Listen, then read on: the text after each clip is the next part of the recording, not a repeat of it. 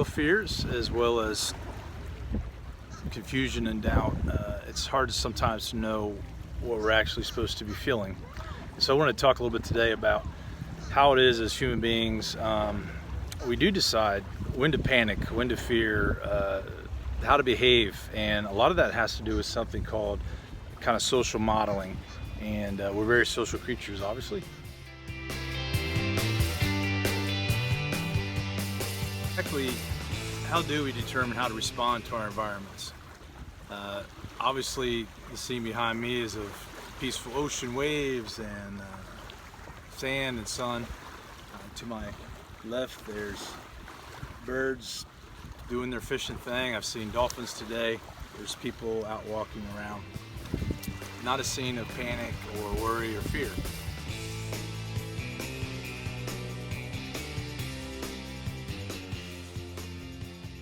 But I want to think about this idea, how do we assess our situation? And so there's a term actually called social modeling, and it has a huge impact psychologically on how we determine how to feel. And so as I went through the week, it's funny how I watched my own self progress from a week or two ago, high skepticism, high, kind of, hey, don't worry, don't fear. And I still am partly in that camp, but now obviously the world has completely changed. Now, whether it's the virus itself or the result of the regulations, the impact on us socially, economically, everywhere I go, it can be beautiful here and people are out, but every business is closed. Very few places are open, so a few industries are thriving while others are just completely tanking. And I'm going to guess small business owners, such as myself, are already taking a huge impact. And so in a day and age where we could turn on any given news channel and it's bent towards this direction, that direction, or maybe we go to our local sources and of our own lives and they say, hey, don't worry at all, it's all just hype and don't concern yourself. So it's interesting that as I progress through this journey with the rest of you, I was out publicly a few times this week, and while I could in a private setting like this be saying, hey, don't fear, don't worry, don't let that grip you, when I would get out to a grocery store and people would begin to gather in line behind me, I would feel my own self feel defensive, paranoid, concerned, want to repel. And so social distancing is the buzzword right now, but the word I want to talk about is social modeling, which if we look at what's around us, it tells us how to behave, how to think, how to feel. We decide what's normal by what's around us. And so I want to encourage you that if you surround yourself with panic and fear and feed yourself totally that's all you're going to feel, and it's going to magnify that. At least feed yourself a balance of some positive thoughts, such as lessons from Life Builders. John Maxwell's been putting some great thoughts out.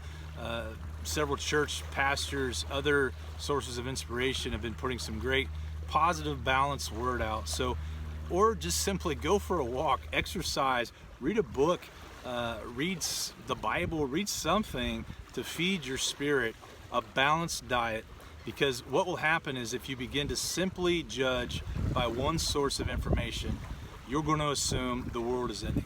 And if you turn a blind eye to it maybe and decide that it's all baloney, you may not quite realize what's going on and end up in a situation that could have been avoided. So it's interesting times, and so I want to say that we can determine how we're going to feel and how we're going to behave based on our decisions. So don't let what's around you dictate too strongly how to feel. Get a balanced diet, get outside. Don't forget to see that the sun is still shining, the fish are swimming, the birds are still flying and living life, and people here around me are out living their lives. Use wisdom again. Don't live that life of panic and fear. And so I want to encourage today that just you determine what is influencing your own inner life. And yes, we need to be wise to the world around us, but don't allow strictly what's around you to influence and dictate your thinking and believing without it getting a balance to it.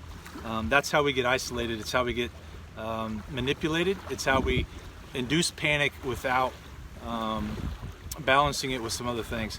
And by no means, this final thought, do I want to compare the current situation to such horrific horrendices of the time of Nazi Germany and the reign of Hitler. But I've always thought to myself, how possible did a man convince a country to follow him into such insane evil? And again, please hear me, not to compare, but now I see how. If you put people in an isolated environment, tell them how to think, how to feel, how to believe, eventually, if they hear it from enough people, enough times around them, you begin to question, well, maybe this is actually true. Maybe this is actually the way to feel and believe. Maybe I'm the wrong one. And I've seen myself getting pushed towards the envelope of paranoia and panic concerning this virus. Very serious, real threat, but honestly, not on any higher level than the common flu has it caused death and havoc or cancer and all those things that I've said in other lessons. So eat a balanced diet. Don't allow yourself to be dictated totally by what's around you. I'm Jason Hale. This has been a lesson from Life Builders.